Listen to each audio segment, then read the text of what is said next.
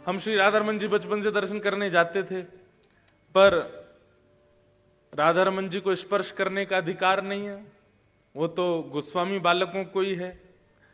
मन में बहुत आता था कि कैसे करें, क्या करें कि श्री राधारमन जी को एक बार छू के देख लें कैसे हैं हमारे लाल जी। मन में सदैव ये चिंता सी एक बनी रहती थी कि इस जन्म में तो ठाकुर जी ये संभव होगा नहीं कि आप हमको स्पर्श को मिल जाओ।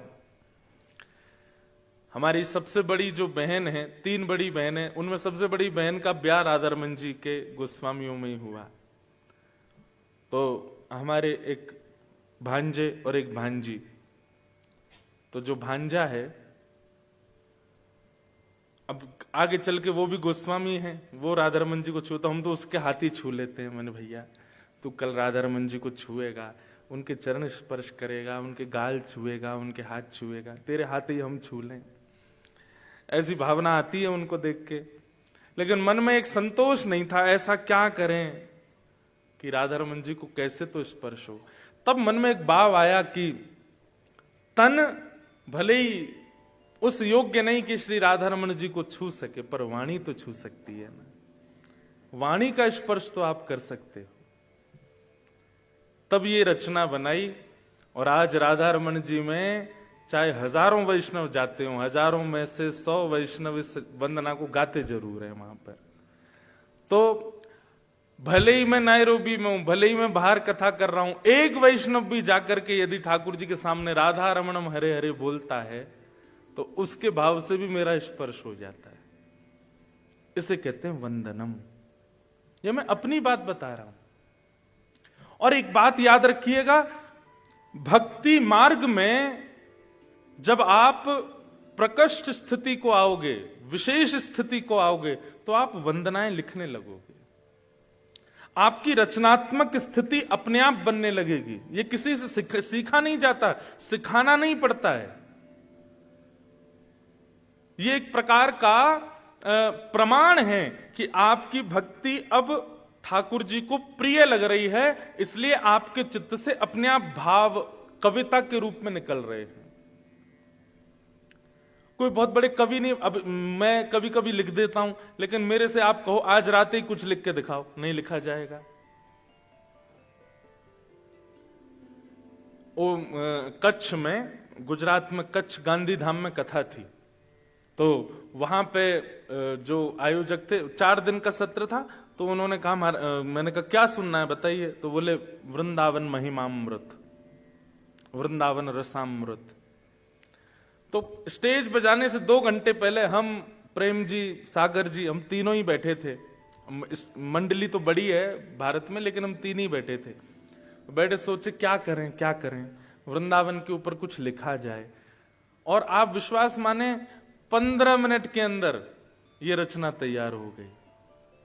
श्यामा हृदय कमल सो प्रगटो, श्याम हृदय कुभाय, वृंदावन प्यारो वृंदावन, श्री वृंदावन मेरो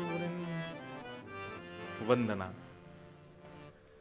भक्ति जब अपनी स्थिति प्रकट करती है तो भक्त अपने भावों को शब्द देने लगता है, और वही शब्द ठाकुर जी का श्रृंगार बन जाता है। मुझे एक नाम आप बता दीजिए मंच पर लिख करके कि किसी भक्त ने, जो भक्त था और उसको ठाकुर जी मिले लेकिन उसने कभी शब्दों में कुछ गाया ना हो। एक भक्त का नाम नहीं बता सकते आप, सबने गाया। जिसने पाया उसने गाया, या फिर ऐसा कहें जिसने भी पाया गा के पाया। यही है वंदन भक्ति। सूरदास, नरसिंह मेहता, मीराबाई, करमेती बाई, जनाबाई। जनाबाई की कथा सुनी है? महाराष्ट्र की भक्त हुई श्री जनाबाई। ऐसा सुंदर ठाकुर जी के प्रति भाव रखती थी। आप आषाढ़ की एकादशी के दिन अपने माता पिता के साथ गई पंढरपुर। आषाढ़ की एकादशी सबसे ज्यादा भीड़ होती है पंढरपुर में, और जानबूझ करके भीड़ में अपने माता पिता का हाथ छोड़ दिया ताकि मैं खो जाऊं। कैसी भक्त है छोटी सी जनाबाई। माता पिता तो व्याकुल हो गए, कहां गई हमारी जना, कहां गई। और जैसे ही माता पिता खोए, जनाबाई नाचने लगी, अब मैं अकेली हूं, अब मैं विट्ठल को पाऊंगी। छोटी सी 9 साल की, 8 साल की जनाबाई भीड़ में 3 दिन तक ढूंढते रहे माता पिता, जनाबाई मिली नहीं, इतनी भीड़, माता पिता छोड़ के चले गए। लेकिन जनाबाई बड़ी प्रसन्न थी। मुझे बहुत अच्छा लगता है, पंडरीनाथ भगवान के कितने भी भक्त हैं, हमारे विट्ठल भगवान ऐसे खड़े हैं। कभी जाइए महाराष्ट्र में, दर्शन कीजिएगा, बहुत सुंदर ठाकुर जी हैं। एकमात्र ऐसा मंदिर है भारत में जहां प्रत्येक दर्शनार्थी को गर्भगृह में जाके ठाकुर जी को अंक में लगाने का, अंक में भरने का अधिकार है।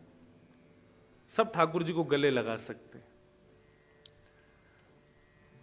2 हैं स्थान, 2 स्थान ऐसे हैं भारत में जहां ठाकुर जी को आप गले लगा सकते हो।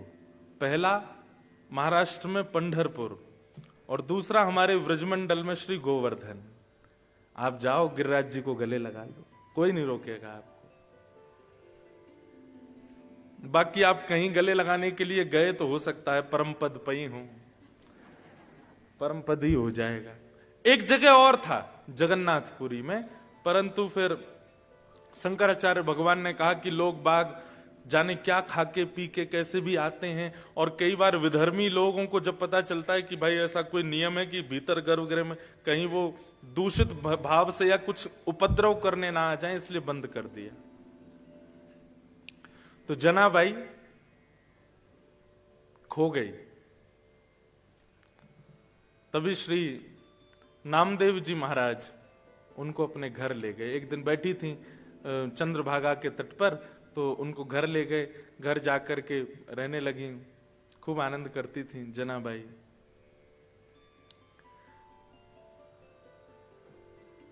नामदेव जी महाराज जब कीर्तन करते थे तो सारे वैष्णव नाचते थे, और जनाबाई उन वैष्णवों को नाचते हुए जब देखती, तभी उसको क्या दिखता, पीतांबरी पहने, आहा कैसे हैं पंडरीनाथ, सुंदर ते ध्यान उभे बिटेवरी। कोई महाराष्ट्र का बैठा है क्या यहाँ पर? हैं बैठे हैं, मराठी आती पंढरपुर से? कौन? आप पंढरपुर से हैं? अरे कर कटावरी थे बुनिया सुंदर ते ध्यान उभे बिटेवरी सुंदर ते ध्यान। हमारा बहुत मन लगता है पंढरपुर में, इतने प्यार। हरे कृष्णा, श्री राधे। हमारे चैनल को सब्सक्राइब कर लें और बेल आइकन दबाना मत भूलना। अच्छे अच्छे भजन सुनने के लिए ज़रूर सब्सक्राइब करें। राधे राधे।